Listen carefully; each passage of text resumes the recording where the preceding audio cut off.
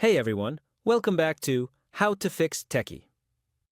Want to preview your HTML design while writing code without switching tabs or windows all the time? You can do it easily with a split view setup in Visual Studio Code. In this video, I'll show you how to preview your HTML in one pane while editing in another. Let's begin. First, open your HTML file in Visual Studio Code.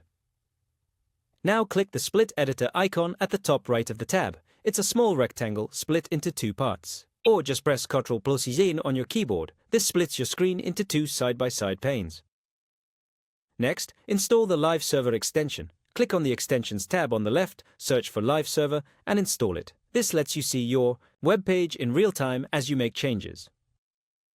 After installing, right-click your HTML file and choose Open with Live Server. It will launch your browser and show your file. To get the split preview, simply resize your browser window and VS Code side by side using Windows Snap.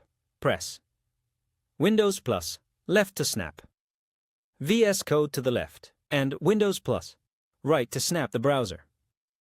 Now every time you hit Ctrl+S to save your file, the preview updates instantly. This setup is super helpful when building or debugging web pages. It saves time and helps you spot issues fast.